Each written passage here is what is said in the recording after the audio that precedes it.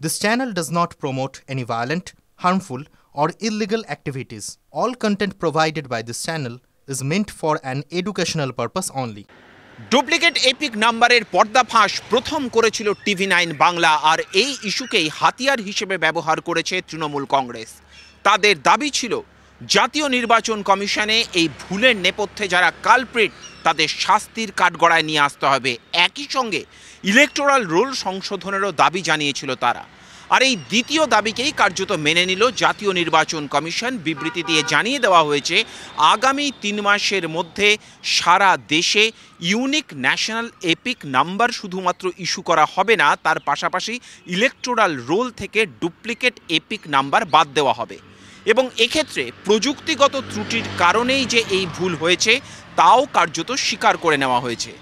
কিন্তু একই সঙ্গে জাতীয় নির্বাচন কমিশন তাদের পুরনো অবস্থানে অনড় রয়েছে। তাদের দাবি ডুপ্লিকেট এপিক নাম্বার থাকলেও কোনো ব্যক্তি 2 জায়গায় ভোট দিতে পারবে না। আন্দোলন শুরু হয়েছিল no identity card no vote.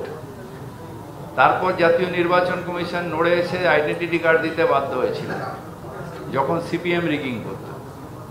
তারপর এখন যখন বিজেপি রিগিং করছে তখন মমতা ব্যানার্জি এটা আওয়াজ তুলেছেন যেটা মহারাষ্ট্র তুলতে পারেনি, দিল্লি তুলতে পারেনি, যে এই করে ভুয়ো ভোটার হচ্ছে। এবার নড়ে চড়ে বসছে, তার মানে মমতা বন্দ্যোপাধ্যায় নৈতিক জয়। মমতা ব্যানার্জি যেটা ভাবেন সেটা আগামী মানে অনেক পরে ভারতবর্ষ অন্যান্য জায়গায়। আমি আগামী 11 তারিখ আমি শ্রী অমিত মালব্য সাহেব এবং আমাদের ওম পাঠকজি এবং আমাদের রাজ্যসভার সাংসদ শ্রমিক ভট্টাচার্য, আমাদের এই 4টি নাম ঠিক হয়েছে। আমরা তথ্য প্রমাণ সহ 11 তারিখ 4টের সময় চিফ ইলেকশন কমিশনারের সাথে দেখা করব দিল্লিতে দেখা করব। দেখা করে আমাদের কাছে যে তথ্য আছে প্রায় 17 লক্ষের বেশি এরকম নাম আছে পশ্চিমবঙ্গের ভোটার লিস্টে। তাদের 3টে প্যারামিটারে তারা সেম, আইদার ছবি মিলে যাচ্ছে, 2 জায়গায় নাম আছে, অথবা বাবার নাম এক, ডেট অফ বার্থ বাবার নাম মিলেছে, 3টে বা অন্য কোনো প্যারামিটার মিলেছে, ঠিকানা মিলেছে। এরকম 3টে প্যারামিটারে আমরা দেখেছি বিভিন্ন জায়গায় নাম আছে। এই 17 লক্ষের নাম আমরা সেই কমিশনের কাছে তুলে দেবো। আমরা চাইব যে এর 26-এর যে ভোট আসছে সেই ভোটে এই যে ভোটার লিস্ট, এই ভোটার লিস্ট সম্পূর্ণভাবে এই ধরনের ডুপ্লিকেট নাম মুক্ত ভোটার লিস্ট, যেটা মহারাষ্ট্র দিল্লিতে বাকিরা কেউ ধরতে পারেনি, মমতা ব্যানার্জি বাংলায় ধরেছেন। অনলাইন কেলেঙ্কারি, ভোটার লিস্ট কেলেঙ্কারি, আধার কেলেঙ্কারি।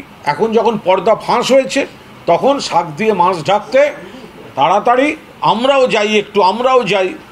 তো ভাই যাও তোমরা, কে বারণ করেছে? নির্বাচন কমিশন এবং কেন্দ্রীয় এজেন্সিগুলো মিলেমিশে উইদাউট এনি ফিজিক্যাল ভেরিফিকেশন অনলাইনে ভোটার লিস্টে জল মেশাচ্ছে, বিকৃত করছে। ধরা পড়ে গেছে তাই নাটক করতে যাচ্ছে। যে নির্বাচন কমিশন এই রাজ্যে ভোটার লিস্টের নাম তোলেন সেই রাজ্যের নির্বাচন কমিশন তো মমতা বন্দ্যোপাধ্যায় রিক্রুটেড। আমার বক্তব্য হচ্ছে রাজ্যপালের কাছে একজন নির্বাচন কমিশনের নাম যারা পাঠিয়েছিলেন, যেখানে 3টে নাম পাঠানোর কথা সেখান থেকে রাজ্যপাল একজনকে চয়েস করবেন, সেখানে একজনের নাম পাঠানোর পর যদি এখন বলেন যে তিনি ঘুমিয়ে থাকেন বা তিনি অন্য কিছু করে থাকেন, তার দায় তো মুখ্যমন্ত্রীর।